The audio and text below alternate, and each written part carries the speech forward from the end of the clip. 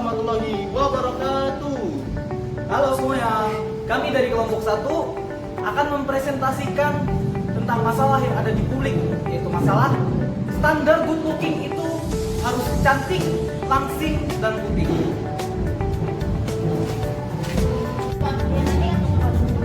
Stereotip good looking itu harus putih dan langsing. Banyak beredar berita dan artikel tentang hal ini. Banyak orang membanding-bandingkan antara si putih dan si hitam. Banyak orang yang berkata, andai kamu sedikit lebih putih, pastinya kamu akan ganteng. Andai kamu sedikit lebih putih dan langsing, mungkin kamu akan cantik. Fenomena ini dibuatkan dengan hasil survei CIP tahun 2018, bahwasanya sebanyak 7,31% perempuan Indonesia mengatakan bahwa cantik itu memiliki kulit yang cerah, glowing, dan wow. Padahal seperti yang kita ketahui, Indonesia merupakan negara dengan multikultural. Terdapat banyak suku, adat, dan istiadat di dalamnya. Tidak terkecuali ras dan juga etnis. Perempuan di Indonesia tidak hanya terlahir dari golongan ras kulit putih, namun terdapat juga ras kulit hitam, seperti halnya suku adat Papua dan juga suku Sumatera yang terkenal dengan kulit sawonya. Dalam konteks Pancasila, diskriminasi kerap terjadi di Indonesia.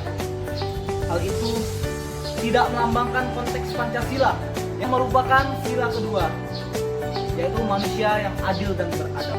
Hal ini sungguh ironis, karena bangsa Indonesia harusnya bersatu.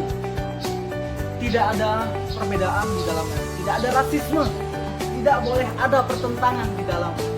Banyak sekali rasisme yang terjadi, baik di sekolah, kampus, maupun di lingkungan. Sila kedua tidak diterapkan dengan baik di masyarakat.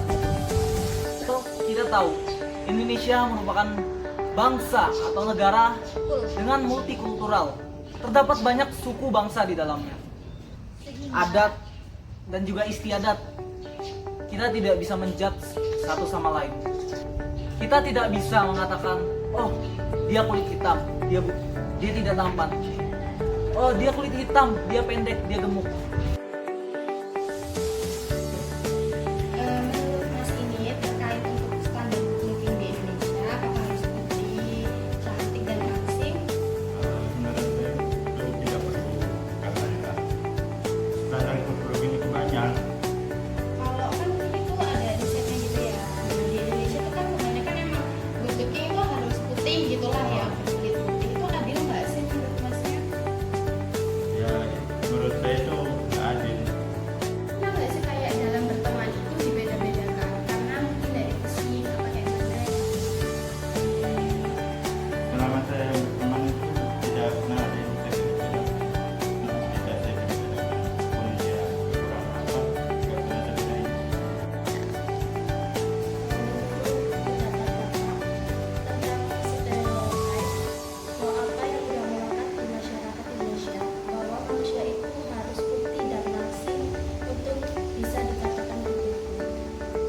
Jadi kalau pendapatku pribadi, cantik itu apa yang kita syukuri dalam diri kita sendiri.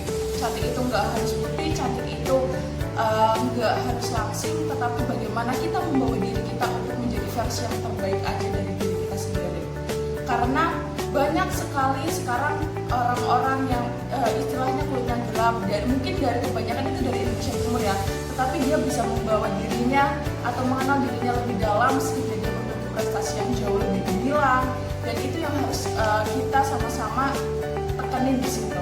Artinya inner beauty itu jauh lebih penting daripada apa yang terlihat.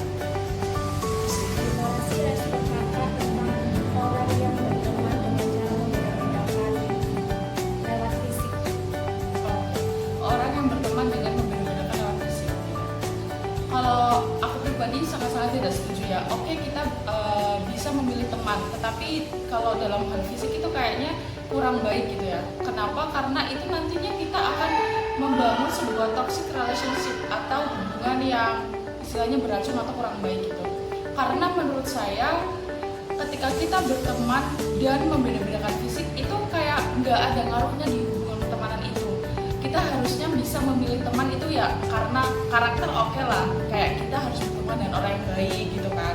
Tapi kalau misalkan kita membeda-bedakan orang hanya karena seseorang itu fisiknya kurang, itu menurut saya kurang baik gitu, karena kita hidup kan sosial ya istilahnya, kita berinteraksi dengan semua orang gitu, jadi ya jangan terlalu beda-bedakan gitu. Oke, bentuk diskriminasi perihal apapun baik itu fisik terus kemudian psikis seseorang itu merupakan sebuah pelanggaran oleh sila kita, yaitu sila Pancasila yang kedua, kemanusiaan yang adil dan beradab. Kenapa? Karena sebagai manusia yang memiliki adab yang baik, tentu saja kita tidak melakukan diskriminasi terhadap orang lain. Karena kita tahu sebagai manusia memiliki kelemahan dan kelebihannya masing-masing, oleh karena itu kita harus bisa saling menerima, saling menghormati dan menghargai satu sama lain juga. Harapannya kepada teman-teman semua, ketika kita memiliki rasa peduli yang tinggi, kita menghilangkan atau mengesampingkan diskriminasi, tentu saja kehidupan kita akan jauh lebih damai, rukun, dan bisa berhidup berdampingan dengan baik.